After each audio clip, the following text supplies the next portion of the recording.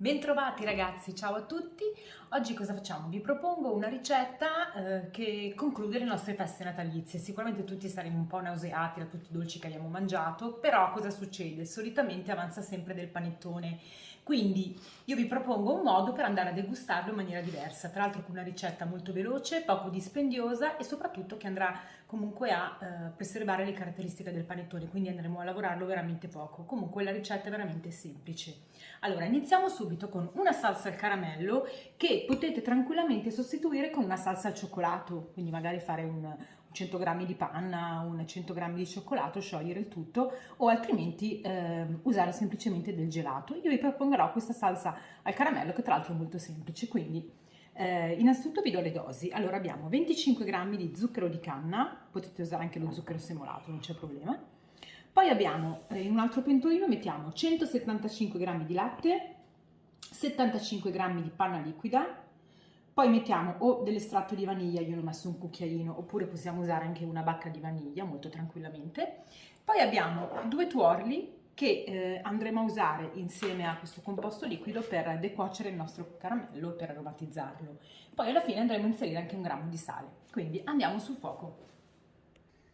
Quindi facciamo scaldare il latte insieme alla panna e non appena arriverà a bollore lo spegniamo perché ovviamente dovremo aggiungerlo al caramello una volta che la salsa è bollente. Qui invece i nostri 25 grammi di zucchero li faremo fondere, mi raccomando non giriamo mai lo zucchero finché non è fuso e utilizziamo sempre utensili di acciaio, quindi ad esempio un cucchiaio, una frusta, non utilizziamo assolutamente mestoli in silicone o in legno o comunque in plastica. Quindi attendiamo che adesso il caramello inizi a fondere. Quello che possiamo fare è magari ogni tanto smuovere un po' il pentolino. Ecco, come vedete il nostro zucchero ormai è completamente fuso, io non l'ho girato, quindi attendiamo qualche secondo e andremo a inserire dentro la panna e il latte che nel frattempo si sono sciolti, scusate, sono arrivati quasi a bollore.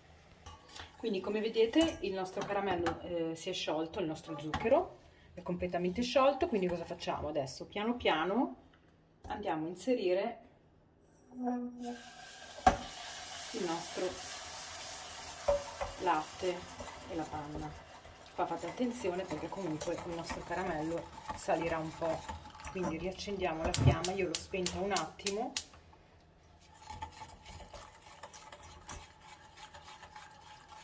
E proseguiamo la cottura per qualche secondo ancora, dopodiché spegniamo il fuoco e andiamo a inserire i nostri tuorli. Quindi cuociamo ancora per 30 secondi, un minuto e dopodiché lo togliamo dal fuoco e aggiungiamo i due tuorli. Dopodiché lasciamo riposare questa salsa che comunque rimarrà abbastanza liquida, non sarà il classico caramello denso, proprio perché ci servirà a accompagnare il nostro panettone. Quindi la lasciamo comunque riposare che piano piano comunque riprenderà un attimino. Quindi allora il nostro caramello io l'ho travasato in una ciotola, lo lascio intiepidire ancora un po', dopodiché lo ripongo magari un attimo in frigo e ci dedichiamo alla preparazione del panettone in crosta.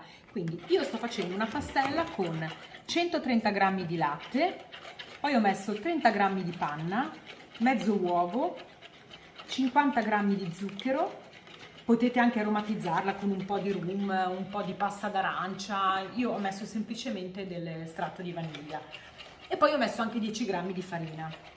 Quindi mescoliamo il tutto per bene, poi ecco a seconda di quante fette volete fare, chiaramente potete aumentare le dosi della pastella, così come quelle del caramello, e non fate altro che raddoppiare le dosi.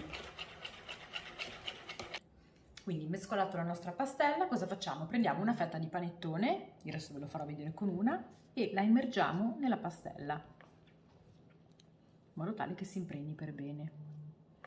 Mi raccomando anche sulla crosta, perché poi in padella andremo anche a rosolare la crosta. Quindi adesso cosa facciamo? Lo riponiamo nel piatto, facciamo scolare per bene e passiamo sul fuoco. Scaldiamo una noce di burro in padella e non appena si è sciolta mettiamo il nostro panettone.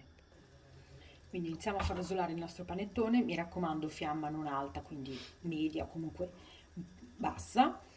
e lo facciamo rosolare per 5 minuti da ogni lato e anche 5 minuti dalla parte della crosta. Comunque, vedete, una volta che è bello dorato, però ci vorranno circa 5 minuti per lato. Lo abbiamo girato dall'altra parte, ci sono voluti circa 3 minuti, poi dipende ecco anche dalla grandezza della fetta. Quindi una volta che abbiamo raggiunto questa bella doratura, procediamo dall'altra parte. Quindi la nostra crosticina si è formata anche nell'altro lato, adesso procediamo a far imbrunire un pochettino la crosta. Quindi abbiamo cotto la nostra fetta di panettone, guardate che bella, come bella golosa. Mi raccomando, fatela dorare per bene da tutte le parti. Quindi cosa facciamo adesso? Prendiamo la salsa al caramello, io l'ho comunque filtrata e l'ho fatta appunto intiepidire un attimino, rimarrà comunque un po' liquida perché servirà proprio per accompagnare il nostro panettone. Quindi andiamo a colare, direi che va benissimo così. Prendiamo il nostro panettone, magari lo tagliamo a metà, perché comunque rimane bello morbido dentro e un po' croccantino fuori. Quindi cosa facciamo? Magari andiamo a mettere una fetta qua così, magari i piedi, e l'altra andiamo a appoggiare qua così. Dopodiché diamo una spolveratina con lo zucchero a velo, potete anche usare del cacao oppure della cannella per ingolosirla un po' di più.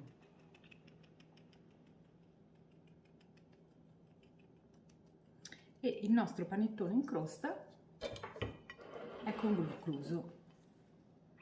Vedete ragazzi?